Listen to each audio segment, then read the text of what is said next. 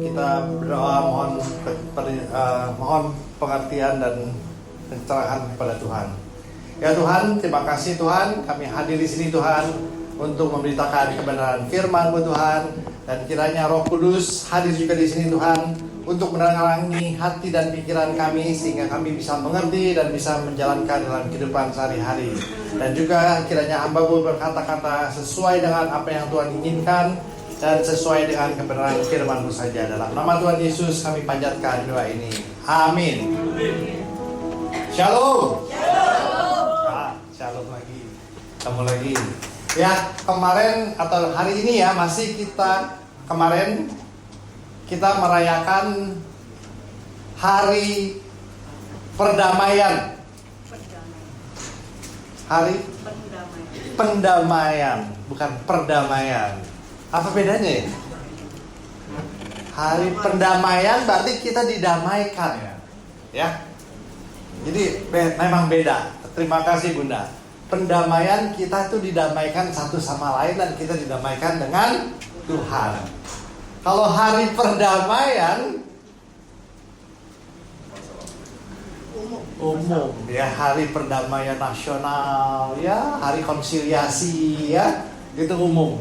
Tapi di balik hari perdamaian sebetulnya itu hari sukacita kita ya, hari sukacita kita bahwa kita telah didamaikan dengan Tuhan ya. Hari sukacita kita setelah kita merenungkan dan mengerti keberdosaan kita, dan kita diingatkan ya bahwa kita itu orang yang berdosa dan kita mau bertobat. Itu yang penting ya. Jadi kita merayakan Hari Perdamaian setelah kita mengerti siapa diri kita dan kita berbalik kepada Tuhan. Kita bertobat. Ya, di agama lain juga ada ya hari perdamaian ya, hari kudus. Hari paling kudus di Alkitab disebut Yom Kippur. Yom Kippur. Nah, kalau di agama lain di Muslim misalnya ada hari bulan Ramadan, bulan suci, ya, mirip-mirip karena hari itu hari yang dikuduskan dan disucikan Tuhan sehingga umatnya diwajibkan untuk berpuasa. Di kita apa kita diwajibkan? Wajib juga, ya. Kalau di antara kita yang belum berpuasa, kita mesti ikutin juga bisa berpuasa. Cuman gak sebulan ya Bunda ya. Berapa hari? 40 hari. Ada 40 hari juga? Ada ya. Yang gak kuat 3 hari boleh. 3 hari puasa Esther. Puasa Esther. Ya, itu mesti belajar lagi ya Bunda ya. Jadi kita juga harus menahan diri ya. Menahan diri dengan berpuasa dan tidak berbuat sesuatu apapun di hari Yom Kippur. Mari kita baca dulu ayatnya supaya kita bisa mengulang di Imamat 23 27 sampai 32. Imamat 23 27 sampai 32. Kalau udah dapat saya bisa bacakan. Saya bacakan ya. Akan tetapi pada 10 bulan yang ketujuh itu ada hari pendamaian. Betul, pendamaian. Kamu harus mengadakan pertemuan kudus dan harus merendahkan diri dengan berpuasa dan mempersembahkan korban api-apian kepada Tuhan. Kata-katanya harus ya, harus berpuasa. Pada hari itu janganlah kamu melakukan sesuatu pekerjaan. Itulah hari pendamaian untuk mengadakan pendamaian bagimu di hadapan Tuhan Allahmu. Ya, bukan dengan sesama, dengan Tuhan. Karena setiap orang yang pada hari itu tidak merendahkan diri dengan berpuasa haruslah ia dilenyapkan dari antara orang-orang sebangsanya. Setiap orang yang melakukan suatu pekerjaan pada hari itu, orang itu akan kubinasakan di tengah-tengah bangsanya. Keras ya. Janganlah kamu melakukan suatu pekerjaan, itulah suatu ketetapan untuk selama-lamanya bagimu turun-temurun di segala tempat kediamanmu. Itu harus menjadi suatu hari sabat, hari perhentian penuh bagimu, dan kamu harus merendahkan diri dengan berpuasa. Mulai pada malam tanggal 9 bulan itu sampai matahari terbenam. Dari matahari terbenam sampai matahari terbenam, kamu harus merayakan sabatmu. Ya, itulah. Ya, jadi itu perintah ya. Nah, tapi ini diucapkan Tuhan kepada Musa pada sekitar 1400-1500 SM sebelum Masehi ya. Jadi Tuhan berbicara langsung kepada Musa untuk setelah Musa dibebaskan dari perbudakan bangsa Mesir. Ya, jadi ini awal-awal di mana Tuhan membebaskan Musa dari bangsa Mesir dari perbudakan, yang dapat kita artikan secara teologis, Tuhan melepaskan bangsanya dari perbudakan, ya, baik perbudakan benar-benar jadi budak atau yang kita kenal sekarang perbudakan dosa, ya. Jadi kita nih mau lihat rencana Tuhan secara lebih besar, ya, bukan sekedar hari perayaan di Alkitab di Imamat bahwa ini loh hari kudus, ya. Bagaimana kelanjutannya di dalam Alkitab, ya. Nah, sedangkan Imamat itu sendiri artinya iman, ya, iman itu perantara. Jadi sebetulnya kitab Imamat itu ditulis oleh Musa, ya. Masyarakat atau bangsa Israel pada saat itu membutuhkan, ya, suatu perantara, karena mereka tahu keberdosaan mereka tahu. Jadi mereka itu membutuhkan suatu iman atau perantara di mana bisa menjadi penghubung antara keberdosaan mereka dengan Tuhan.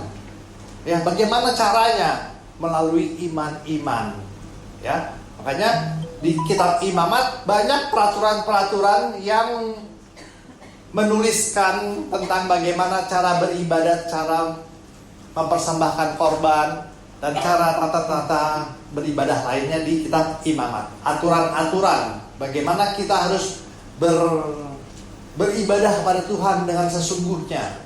Ya, jadi kata Imamat itu sendiri emang masyarakat Israel, orang bangsa Israel memerlukan perantara, ya, kepada Tuhan, di mana Tuhan pada saat itu masih bisa bicara langsung kepada Musa, ya. Nah, kita mesti ngerti nih konsep itu. Kita tahu Imamat, mereka butuh perantara, butuh iman, dan bagaimana mereka mohon pengampunan kepada Tuhan atas dosa-dosa mereka melalui konsep dosa. Dosa itu apa sih? Ya, dosa itu melanggar perintah Tuhan, ya, melanggar perintah Tuhan, dan sehingga mereka di beberapa Alkitab disebut berhutang, ya. Mereka karena dia berdosa, mereka berhutang.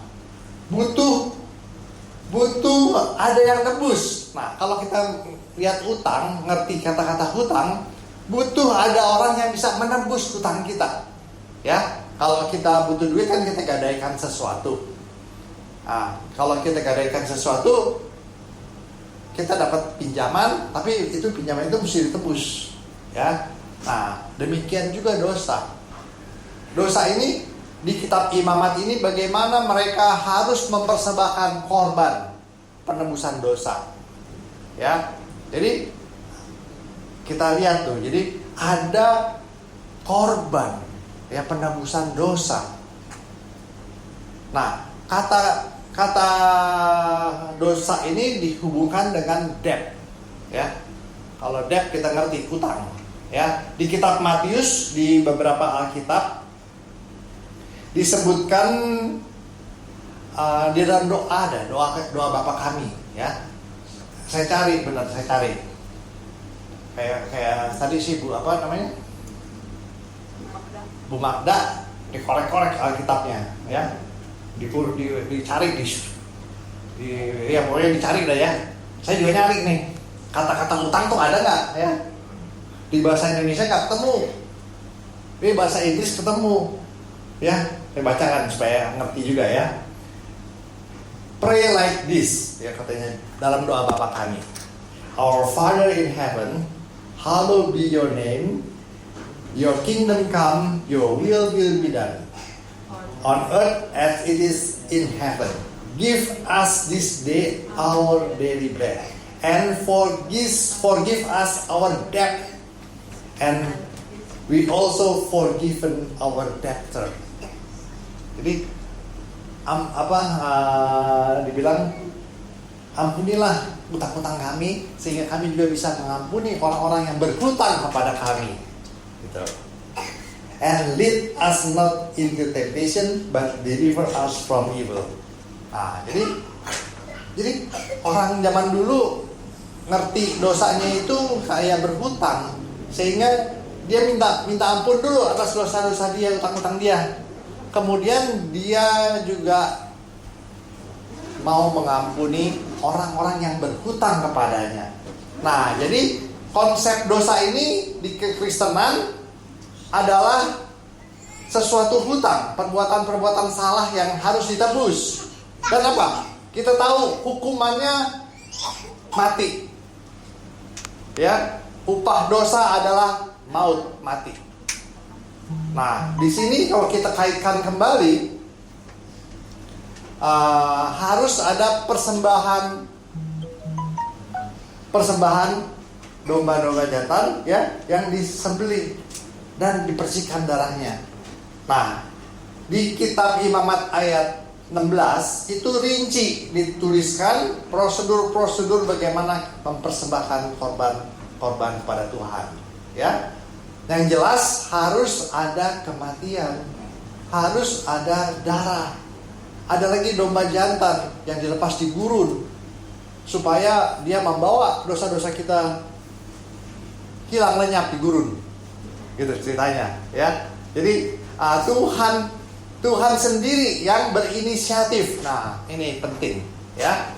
Kita membaca kitab ini, Tuhan menetapkan hari perdamaian. Jadi atas inisiatif Tuhan, ya, mau mendamaikan, mau menarik kembali anak-anaknya sebagai Bapa, ya. Jadi udah kelihatan di kitab Perjanjian Lama, sudah kelihatan how great thou art. Kasih karunia Tuhan itu betapa besarnya. Tuhan itu baik, ya. Jadi pada awal-awal aja Tuhan sudah memikirkan bahwa manusia ini dablek, susah diurus. Jadi mesti Tuhan turun tangan, menyelamatkan umatnya dengan membayar hutang. Ya, di sini berulang-ulang ditekankan dalam Perjanjian Lama, ketetapanku selama-lamanya, katanya, selama-lamanya, supaya bangsa Israel tuh ingat terus, ya. Ingat terus bahwa setiap tahun harus ingat kembali kepada Tuhan, ya, harus bertobat, harus berdiam diri, ya. Nah, kalau di Hindu ada nyepik, ya. Nyepi itu apa namanya, maksudnya apa sih ya nyepi? Makna dari nyepi saya belum sempat search ya. Makna dari nyepi Membersihkan diri. membersihkan diri ya. Jadi hampir sama ya. Jadi usaha manusia semua itu ya. Usaha manusia untuk membersihkan dan menjauhkan dari dosa. Nyepi, nggak boleh ngomong. Nyepi, ada lampu, nggak boleh keluar. Dan mereka melaksanakannya sampai hari ini. Nah itu hebatnya. Ya, mereka melaksanakan sampai hari ini hari raya Nyepi. Kalau ke Bali liburan pada hari raya Nyepi, apes kita. Nggak bisa kemana-mana karena sepi di Bali gitu kan. Nah kita nih bersyukur ya. Kita bersyukur bahwa kita itu lengkap. Ya, kita bersyukur ada panorama Alkitab. Jadi perjanjian lama itu semua mengacu kepada Yesus Kristus. Ya. Jadi keperdosaan kita tidak bisa kita kerjakan dengan perbuatan baik kita. Nah, jadi konsep kekristenan itu dari awal udah jelas bahwa Tuhan sendiri yang berinisiatif mendamaikan kita. Dalam perjanjian lama ini tahun 1400-an sebelum Masehi, masih jauh kelahiran Yesus. Jauh sekali, ya. Kelahiran Yesus tuh udah tahun 0 sampai Yesus lahir aja itu 4000 tahun. Ya. Terus Yesus lahir. Kemudian sampai sekarang 2400, udah kalau kita hitung kasar udah 6500. Ya. Nah, jadi tahun 0 itu waktu Adam dan Hawa diciptakan. Begitu Adam meninggal, dihitung. Oh, Adam meninggal tahun 900 tahun misalnya kan. Nah, itu dihitung terus tuh, urutannya terus dihitung sampai Musa, Abraham lagi ya. Abraham, Nuh, terus sampai ke Yesus. Nah, kita perjanjian kita itu nyambung terus sampai diulangin lagi di kitab Ibrani. Kita baca Ibrani 9 ayat 11.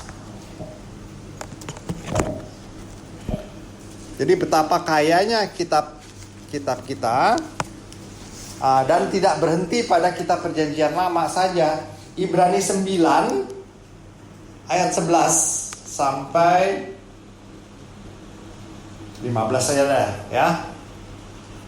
Kristus adalah pengantara dari perjanjian yang baru. Oh, ada juga ya. Jadi Kristus itu juga perantara imam besar, ya. Kalau di imamat iman perantaranya.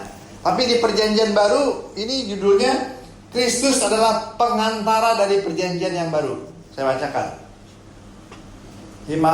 Ibrani 9 ayat 11. Namun Kristus telah datang sebagai imam besar untuk hal-hal baik yang akan datang. Ia telah melintasi kemah yang lebih besar dan lebih sempurna yang bukan dibuat oleh tangan manusia. Artinya yang tidak termasuk ciptaan ini.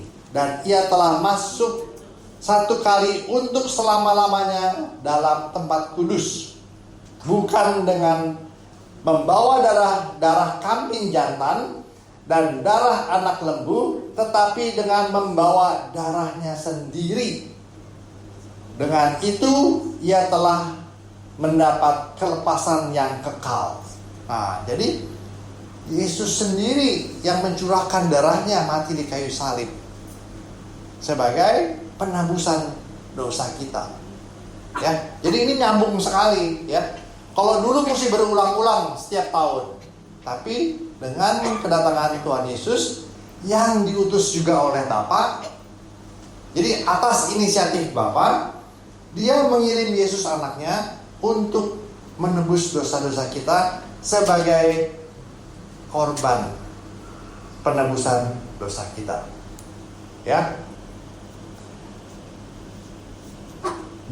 Sebab jika darah kambing jantan dan darah lembu jantan dan percikan abu lembu muda menguduskan mereka dari yang najis sehingga mereka disucikan secara lahiriah, terlebih lagi darah Kristus yang melalui Roh yang kekal telah mempersembahkan dirinya sendiri kepada Allah sebagai persembahan yang tidak bercacat, akan menyucikan hati nurani kita dari perbuatan-perbuatan yang sia-sia, supaya kita dapat beribadah kepadanya, kepada Allah yang hidup. Nah, ini karena itu dialah pengantara dari suatu perjanjian yang baru, supaya mereka yang telah terpanggil dapat menerima warisan kekal yang dijanjikan, sebab sudah ada yang mati untuk menebus pelanggaran-pelanggaran yang telah dilakukan selama perjanjian yang pertama. Nah, jadi perjanjian yang pertama itu digenapi dengan kematian Tuhan Yesus. Jadi sesungguhnya kita tuh hanya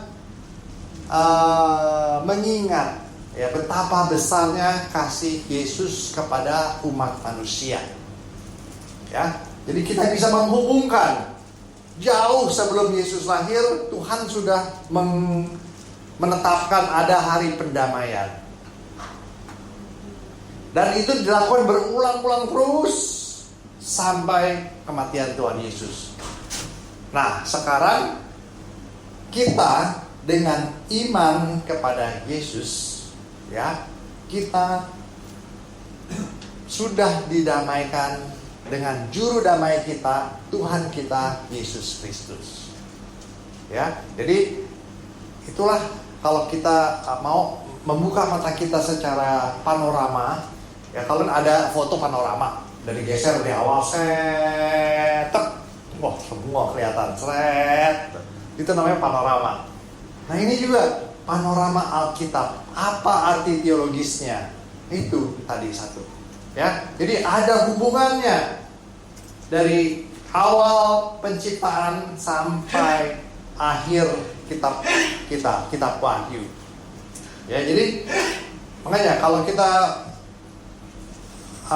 belajar Alkitab, saya juga bingung khotbah mengenai Yom Kippur. Yom Kippur kan hari pendamaian, segitu doang pendek. Tapi kalau kita teliti lebih lanjut, jadi panjang. Ada hubungannya kiri kanan, ada hubungannya dengan rencana Tuhan, ada hubungannya dengan konsep dosa, ya, bahwa kita tidak bisa menebus dosa kita sendiri dengan perbuatan, bahwa kita harus ada yang nebus, ya, harus menyenangkan Tuhan karena harus ada darah korban sehingga ada korban bakaran. Dan sekarang sudah digenapi di perjanjian baru oleh Yesus Kristus. Oh, betapa bahagianya kita. Amin. Ya, kita sudah didamaikan dengan juru damai kita, dengan pendamai kita Yesus Kristus. Ya, jadi dan inisiatornya tetap Tuhan. Tuhan akan senang bila anak-anaknya itu berbalik kepada Bapa melalui Yesus Kristus dengan iman, gitu. Ya, ya, jadi itulah beberapa tahapan yang kita sudah bisa lihat, ya. Kemudian di ayat Ibrani pasal 10 juga ditegaskan lagi. Ibrani 10 ayat 11. Kita bacakan lagi. Selanjutnya, setiap iman melakukan pelayanannya tiap-tiap hari dan berulang-ulang mempersembahkan korban yang sama dan sama sekali tidak dapat menghapuskan dosa. Harus berulang-ulang, tapi tetap tidak bisa menghapuskan dosa. Namun, setelah mempersembahkannya hanya satu kurban karena dosa, Kristus duduk untuk selamanya di sebelah kanan Allah. Dan sekarang ia menunggu sampai musuh-musuhnya dijadikan tumpuan kakinya. Sebab oleh satu kurban saja ia telah menyempurnakan selama-lamanya mereka yang dikuduskan. Roh Kudus juga memberi kesaksian kepada kita, sebab Ia berfirman, inilah perjanjian yang akan kuadakan dengan mereka sesudah hari-hari itu, firman Tuhan lagi. Aku akan menaruh hukumku di dalam hati mereka dan kutuliskan dalam akal budi mereka, dan aku tidak lagi mengingat dosa-dosa dan pelanggaran mereka. Ya, jadi nggak perlu lepas kambing hitam di gurun supaya dia membawa dosa-dosa kita. Ya, ini disebutkan kita punya Roh Kudus. Bagi kita yang percaya, kita dibaptis, kita Roh Kudus turun dan masuk ke hati kita, dan kita hukum-hukum itu menetap di hati kita. Ya, aku akan menuliskan akal budi mereka, dan aku tidak lagi mengingat dosa-dosa dan pelanggaran mereka. Jadi apabila untuk semuanya itu ada pengampunan, tidak perlu lagi dipersembahkan korban karena dosa.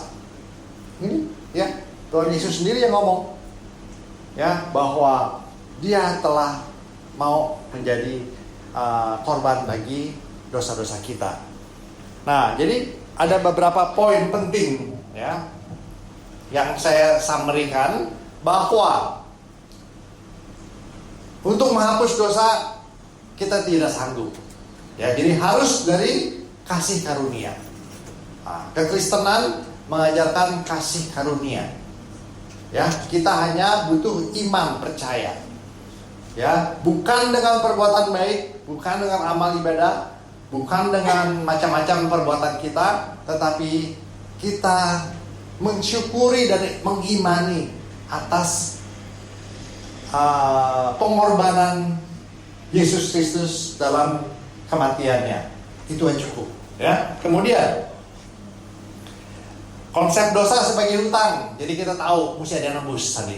Ya, di kitab bahasa Inggris ESV itu disebutkan, forgive my debt so I can forgive also my debtor. Orang yang berutang pada saya. Ya, konsep dosa itu hutang, harus ada yang nembus.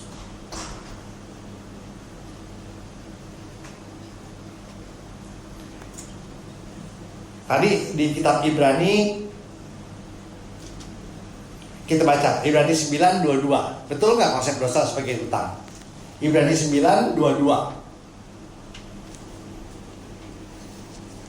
Menurut hukum Taurat, segala sesuatu disucikan dengan darah, dan tanpa penumpahan darah tidak ada pengampunan.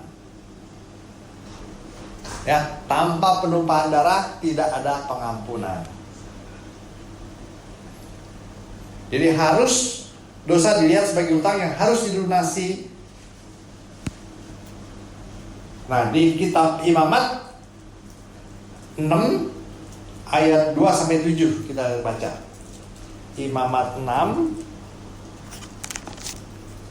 2-7.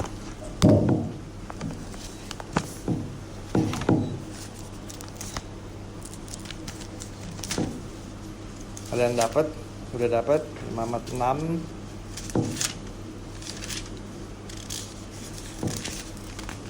Imamat 6 ayat 2-7. Apabila seorang berbuat dosa dan berlaku tidak setia terhadap Tuhan dengan menipu sesamanya mengenai barang-barang yang dipercayakan kepadanya atau dititipkan kepadanya atau yang dilampaskan padanya, dan apabila ia telah melakukan pemerasan atas sesamanya atau menemukan barang yang hilang tetapi memungkirinya dengan bersumpah dusta dalam perkara apapun yang diperbuat seorang sehingga ia berdosa. Ya. Apabila dengan demikian ia berbuat dosa dan bersalah, maka haruslah ia memulangkan barang yang telah dirampasnya atau diperasnya itu, atau yang dipercayakan kepadanya, barang yang hilang yang ditemukannya itu. Ini dosa karena keserakahan, ya. Atau segala sesuatu yang dimungkirinya dengan bersumpah dusta, ia harus membayar ganti rugi sepenuhnya dengan menambah 1/5. Nah, di ayat 6, sebagai kurban penebus salah, haruslah ia mempersembahkan kepada Tuhan seekor domba jantan yang tidak bercela dari kambing domba. Nah, sebagai kurban penebus salah, ya, ya, sebagai kurban penebus dosa, ya. Jadi kita bersalah, sengaja bersalah juga itu dosa. Jadi dibilang di sini sebagai penebus salah haruslah ia mempersembahkan kepada Tuhan seekor domba jantan yang tidak bercela. Sebagai yang sudah dinilai menjadi korban penebus salah. Nah, ini penebus salah lagi ya. Sama. Kalau kita berbuat salah, sebetulnya kita berbuat dosa. Nah, jadi konsep utang ini, konsep dosa itu yaitu utang. Yang udah menebus kesalahan kita. Terus harus ada penebusan oleh pihak ketiga karena kita nggak mampu menebus dosa kita, ya. Harus ada darah. Nah, kenapa harus ada darah? Harus ada kematian. Karena upah dosa adalah maut. Ya, harus ada kematian. Jadi harus ada yang rela mati untuk kita. Kenyataannya Yesus rela mati untuk menebus dosa-dosa kita. Sehingga dan dibuktikan setelah Yesus mati 3 hari dia bangkit. Artinya hidup kembali. Nah, bagi kita yang sudah percaya kepada Tuhan Yesus dan percaya janji-janjinya, kita tidak mati kekal. Karena kematian itu udah ditebus dan kita akan hidup selama-lamanya bersama Yesus. Nah, itulah janji kepastian yang diberikan kepada anak-anak orang-orang percaya yang beriman kepada Yesus Kristus, ya. Mereka yang beriman kepada Yesus akan hidup selama-lamanya bersamanya. Ya, darah itu tadi kita udah baca, ya, Ibrani 9 13-14. Ya, darah sebagai penebusan dosa. Nah, jadi kita mengerti sekarang bahwa segala sesuatu yang diceritakan di Perjanjian Lama bukan hanya berdiri sendiri, ya, bukan hanya berdiri sendiri, tetapi itu suatu rangkaian yang sangat akurat dan tidak bertentangan satu sama lain, sehingga kita bisa memegang percaya bahwa semuanya itu benar. Ya, dan apa yang dijanjikan Tuhan itu selalu digenapi. Sehingga kita tidak ragu bahwa hari ini kita sudah didamaikan. Ya, ada pendamai yang namanya Yesus Kristus, yang rela mati untuk kita, menebus dosa-dosa kita, dan kita bersyukur dan kita merayakan dengan hidup kudus, ya. Dengan hidup kudus, karena itulah yang dikehendaki Tuhan, sebab Ia kudus. Ya, inilah firman singkat saya tentang Yom Kippur yang tidak berdiri sendiri, tetapi secara lengkap kita melihat panoramanya yang sampai dihubungkan kepada Yesus Kristus sebagai korban yang dipersembahkan Tuhan Bapa kita di surga yang mengutus anaknya rela mati untuk kita. Kita sangat bersyukur dan berterima kasih. Mari kita berdoa. Ya Tuhan, Bapa kami di surga dan Tuhan Yesus Kristus Juru Selamat kami mengucap syukur bahwa Tuhan menggenapi janji Tuhan pada Yom Kippur. Pada tahun 1400 sebelum Masehi, Tuhan sudah berbicara kepada Musa, dan sekarang kami mengerti